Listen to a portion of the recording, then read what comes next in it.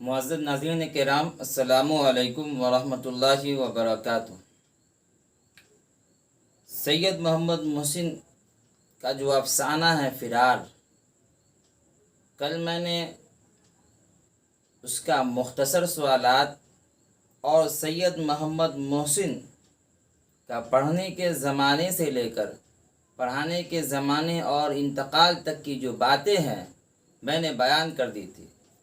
जो बातें बाकी रह गई थी आज मैं उसको आपके सामने पेश करने की कोशिश करूँगा। तो आइए देखते हैं मुख्तसर सवालात को।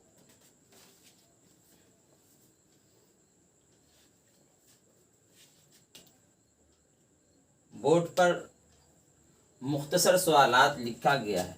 सवाल नंबर 1, डॉक्टर मोहम्मद मोहसिन की तदरीसी सरगर्मियों पर 5 जुमला लिखे। अब सवाल समझे। तदरीस बोलते हैं कि इंसान जब पढ़ लिख लेता है और पढ़ने के बाद जब पढ़ाने की शुरुआत करता है, एक उस्ताद एक मास्टर बन जाता है, उसे तदरीस बोला जाता है। यानी इंसान दूसरे को पढ़ाने की जब कोशिश करता है उसे तदरीस कहा जाता है। तो डॉक्टर मोहम्मद मोहसिन की तदरीसी सरगर्मियों पर 5 जुमला लिखना है कि डॉक्टर मोहम्मद मोहसिन ने पढ़ने के बाद कहाँ कहाँ पढ़ाया। ये तमाम चीज़ें इस सवाल के जवाब में लिखना है। आइए जवाब देखते हैं। डॉक्टर मोहम्मद मोहसिन नफ्सियात के प्रोफेसर थे। वो 1938 ईस्वी में पटना कॉलेज में आर्जी तौर पर लेक्चरर की हैसियत से बहाल हुए।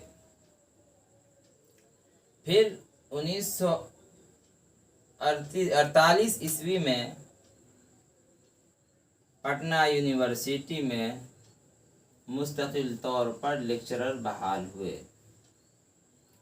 1953 ईस्वी में उन्हें शोबे नफ्सियात का सदर मुंतखब कर दिया गया।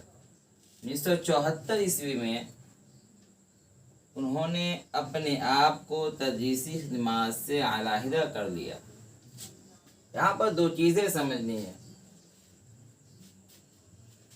1938 ईस्वी में पटना कॉलेज में आर्जी तौर पर लेक्चरर की हैसियत से बहाल हुए।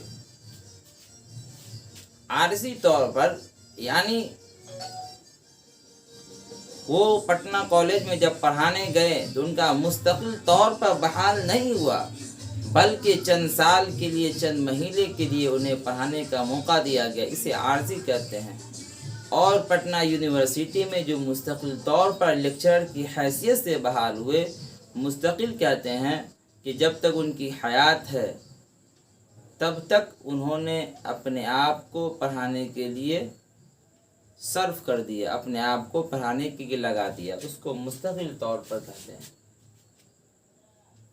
और 1974 ईस्वी में इन्होंने अपने आप को तदरीसी खिदमात से अलहदा कर के यानी पढ़ाना छोड़ दिया। इस सवाल का जवाब हो गया। दूसरा सवाल, डॉक्टर मोहम्मद मोहसिन की तसनीफ़ात का जिक्र कीजिए। तसनीफ़ात ये मुसन्निफ से बना। मुसन्निफ कहते हैं किताब लिखने वाले को। डॉक्टर मोहम्मद मोहसिन ने भी किताब बहुत सारी लिखी है कहानी के ऊपर। आइए जो किताबें उन्होंने लिखी है और वो मशहूर है, मैं उसके आपके सामने लिखता हूँ।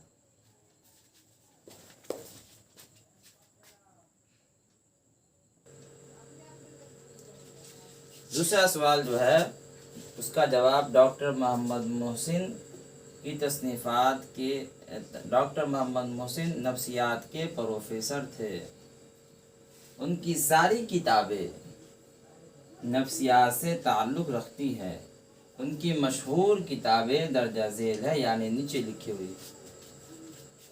पीछे बात आ चुकी है कि डॉक्टर मोहम्मद मोहसिन जो अफसाना लिखते थे वो नफ्सियात के ऊपर लिखा करते थे। और यहाँ जो किताबें उनकी लिखी हुई ये वो किताबें हैं जो मशहूर है। नंबर 1 अनोखी मुस्कुराहट, एक अफसानवी मजमुआ है। और अनोखी मुस्कुराहट یہ ایک ایسی افسانوی کتاب ہے جو ادبی دنیا کے اندر کافی مقبول و مشہور ہوئی۔ ان کی دوسری کتاب نفسیاتی زاویے ایک نفسیاتی مضامین کا مجموعہ ہے۔ زخم کے پھول یہ تیسرا ہے، ایک شعری مجموعہ ہے۔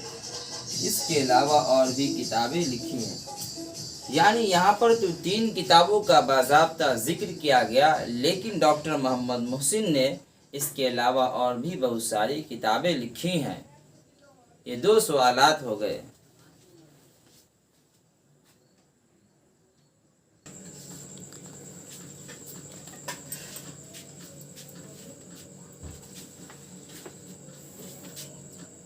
مختصر سوالات کا یہ تیسرا سوال، محمود کے کردار پر 5 جملے لکھیے۔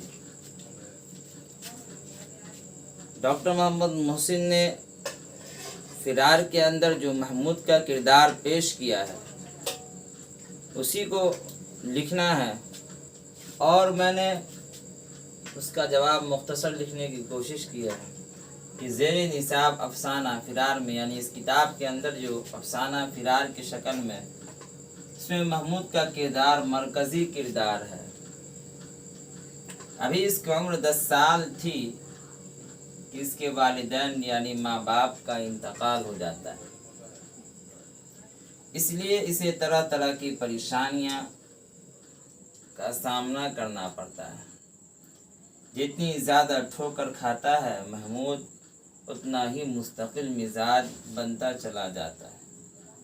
وہ ہاسٹل میں ایک مثالی طالب علم کی طرح زندگی گزارتا ہے اور پڑھ کر ڈپٹی کلکٹر بن جاتا ہے اور پھر شادی کرتا ہے، لیکن نفسیاتی مریض ہونے کی وجہ سے وہ کامیاب ازدواجی زندگی گزارنے میں ناکام رہتا ہے۔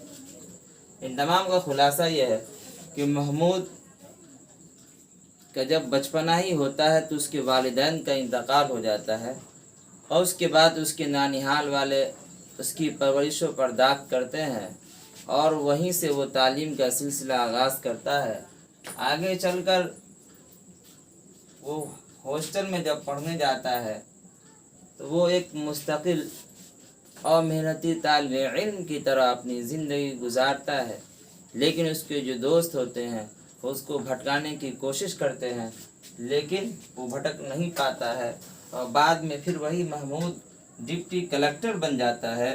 اور پھر ایک وقت ایسا بھی آتا ہے وہ شادی تو کرتا ہے، لیکن نفسیاتی مریض ہونے کی وجہ سے، یعنی اپنے بچپنے کے اندر جو ماں کی سخت کلامی باپ کے تئیں جو کی جاتی تھی، جب اس کے سامنے آتا ہے، اور پھر وہ دوسری طرف اپنی شادی کرنے کے بعد یہ تمام تر چیزیں جب اس کے سامنے آتی ہے تو وہ کامیاب ازدواجی زندگی گزارنے میں ناکام رہتا ہے۔ اب طویل سوالات 2 ہیں، اس کو دیکھیے۔ ڈاکٹر محمد محسن کی افسانہ نگاری پر ایک مضمون لکھیے۔ اس کا جواب دینا ہے آسان لفظوں میں کہ ڈاکٹر محمد محسن افسانہ نگار لوگوں کے زمرے میں یہ اہم لوگ ہیں، یعنی ان کا جو کردار ہے افسانہ نگاروں میں یہ اہم ہے۔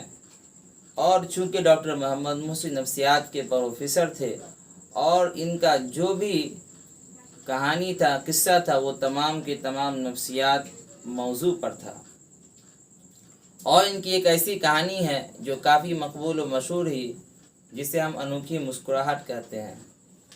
اور انہوں نے اپنے افسانے کے اندر جو محمود کا کردار پیش کیا ہے وہ ایک متوازن اور برابر کے ساتھ اپنی جگہ پر قائم و دائم ہے۔ خلاصہ کلام یہ ہے کہ محمود کے کردار کو جو ڈاکٹر محمد محسن نے پیش کیا ہے ایک اچھوتے انداز میں پیش کرنے کی کوشش کی ہے۔ دوسرا، افسانہ فرار کا مرکزی خیال بیان کیجیے۔ اس کا جواب دینا ہے کہ افسانہ فرار ڈاکٹر محمد محسن کی ہی لکھی ہوئی ہے، اور اس افسانے کا مرکزی کردار محمود ہے۔ اس کی ماں بہت سخت مزاج تھی، اور اس کی ماں ہمیشہ اپنے باپ کی تذلیل کیا کرتی تھی۔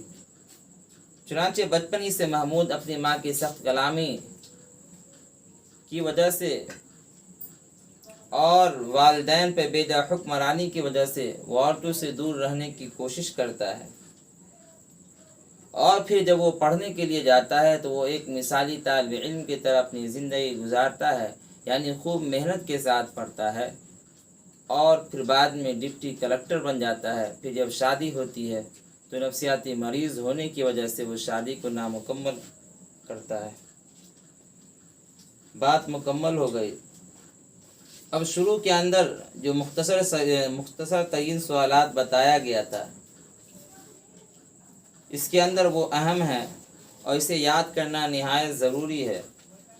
ڈاکٹر محمد محسن کے متعلق جو بھی باتیں ہیں، خواہ وہ پڑھنے کے متعلق ہو یا اسی طریقے سے ان کی پیدائش کے متعلق، اور انہوں نے میٹرک کا امتحان کب پاس کیا اور بی اے کب کیا، اور نفسیات میں پٹنہ یونیورسٹی جو ایم اے فرسٹ کیا وہ کب کیا، اور انہوں نے جب پڑھانے کا آغاز کیا تو وہ کس طریقے سے کیا، وہ تمام کا جاننا ضروری ہے۔